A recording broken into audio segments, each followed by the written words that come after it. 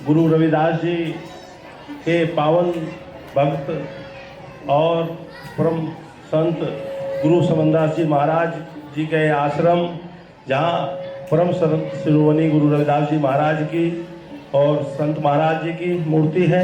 इस पावन जागरण पर आज इस गुरु उसके उपलक्ष्य में मुझे यहाँ बोलने का मौका मिला। देखिए, एक बात और कहूँगा कि समनदास जी महाराज का जन्म भी भादों में हुआ था, भादों की पूर्णिमा में, और मुझे लगता है कि आजकल के आसपास ही होगी वो भादों, क्योंकि भादवा ही महीना चला है। भादो और भादो एक ही बात होती है। श्यामली में इनका जन्म हुआ 1920 में। हुकुमचंद जी इनका नाम था। इनके पिताजी का नाम फूल सिंह जी था, माता का नाम लक्ष्मी देवी था। 11-12 वर्ष की आयु में इन्हें गुरु ज्ञान प्राप्त हुआ और संत गुरु रविदास जी में कोई ना कोई अवतार हर सदी में कोई ना कोई लेता है, और इतने महान संत हिंदू समाज में आए जिन्होंने इतना प्रकाश फैलाया, कुरीतियां अपने समाज से दूर करी। आज उसी की बदौलत है। अगर समाज इकट्ठा ना होता और समाज गुरु के आदर्श पर ना चलता तो सब भटके रहते अलग अलग जगह। आज ये जो आप सब इकट्ठा हुए हैं, ये गुरु महाराज की देन है, और इसमें बहुत बड़ा योगदान समनदास जी महाराज जी का है और इनके गुरु भिक्षु महाराज जी का। समाज पर 3 व्यक्तियों का बहुत बड़ा ऋण है।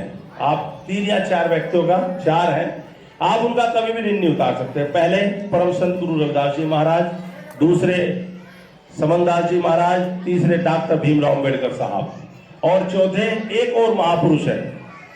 मैं हर बार कहता हूं, जब भी गुरु जी का कहीं जागरण हो तो उन 2 महापुरुषों की भी फोटो वहां होनी चाहिए। जिसने ये सोती कौम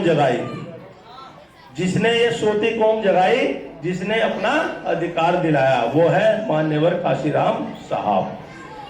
आप ये सुनिए, जब तक 84 से पहले मान्यवर काशीराम साहब का मिशन कम था, कोई पूछता था? बताइए आप, पूछता तो नहीं था। उससे पहले कोई जय भीम कहता था? बाबा साहब को कोई याद करता था?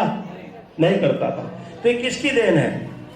उन्होंने परम संत गुरु रविदास जी महाराज को भी याद करवाया, बाबा साहब को भी याद करवाया, और अपने आप भी आपके समाज में एक अलग जगह लगे। जो कैप कभी नीचे हुआ करती थी, वो कैप ऊपर लगाने का काम किया। तो इसलिए हमेशा मैं तो यही कहूंगा कि देखिए, महापुरुष समाज में बने नहीं होते, वो किसी एक जाति धर्म के नहीं होते, पर वो किसी न किसी विशेष रूप से एक जाति या धर्म में उत्पन्न होते हैं, क्योंकि उनका काम तो प्रकाश फैलाना होता है। और उन्होंने इतना प्रकाश फैलाया कि आज उन्हीं के प्रकाश के चले, जहां आप सोचो 1920 में कितनी कुरीतियां होंगी, कितना आप समझ नहीं सकते, कह नहीं सकता उस बात को कि कितना दबाव होगा, और उस समाज का निकलकर आज पूरे हिंदुस्तान में संत गुरु रविदास जी महाराज के भी उन्होंने आश्रम बनाए, मूर्तियां स्थापना करी, मंदिर बनवाए, और अपना भी समाधि स्थल शुक्रताल में, क्योंकि उसी जिले में उनका वही थी, तो आदमी का रहता है जहां मैं उत्पन्न हूं वहीं मेरी समाधि बने। आप सब लोग जाते हैं, मैं भी जाता हूँ, कभी कभी समय मिलता है। यहाँ भी कई बार आया हूँ, जागरणों में जाता हूँ। ये भगत जी हैं हमारे, रामपाल भगत जी, बुलाते हैं तो चला जाता हूँ, सुन लेता हूँ, इसलिए मुझे पता भी है थोड़ा सा। मैं यही कहूँगा कि कभी भी जिस समाज में जो व्यक्ति अपने समाज का इतिहास नहीं पढ़ता, वो अपने समाज का उद्धार नहीं कर सकता। और मान्यवर काशीराम साहब ने आपको बाबा साहब की जीवनी पढ़ाई, परम सुंदर गुरु रविदास जी महाराज को आपको जानने का मौका दिया। जब तक आप शिक्षित नहीं होंगे, संगठित नहीं होंगे, तो आप कुछ कर नहीं सकते। इसलिए हमेशा एक याद रखें कि संगठित रहे और शिक्षित जरूर रहे।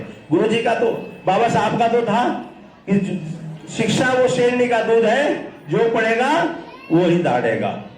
तो आप जरूर पढ़ें। और एक बहुत बड़ी कुरीति है समाज में, गुरुजी भी लगे हुए हैं, गोवर्धन दास जी भी, हमारे राज सिंह गुरुजी भी लगे हुए हैं, भैरवपुर मंदिर वाले सभी लगे हुए हैं कि एक कुरीति और दूर करो अपने घर से, बहनाओं और माताओं, कि पुरुषों को समझाओ कि आज समाज में एक नशाखोरी चल रही है, इससे भी दूर करो। इससे बहुत घर बर्बाद हो रहे हैं, जवान बच्चे भटक रहे हैं और बहन माताएं बड़ी दुखी हैं।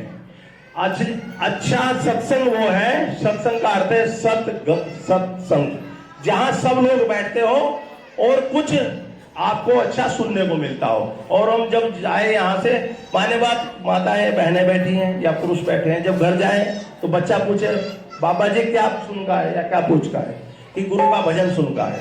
क्या सुना गुरु के भजन में, वो पता नहीं। और भाई बाबा साहब का भजन सुना, मान्यवर काशीराम को सुना, तो क्या सुना वो पता नहीं। तो वो क्या कह रहे हैं वो समझो।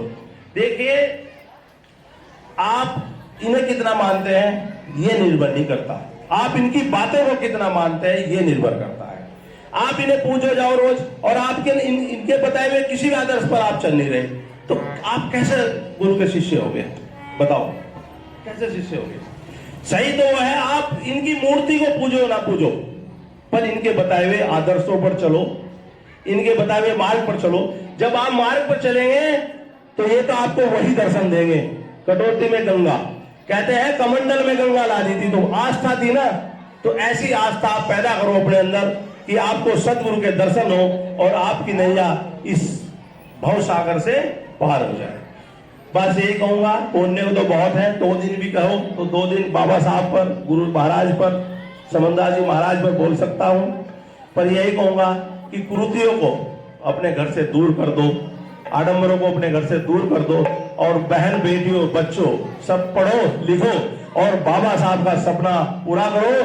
पढ़कर विधानसभाओं में एसडीएम बनकर, जज बनकर और कोतवाल बनकर, सेक्रेटरी बनकर और डॉक्टर बनकर अपने समाज का और सब समाज का उद्धार करो।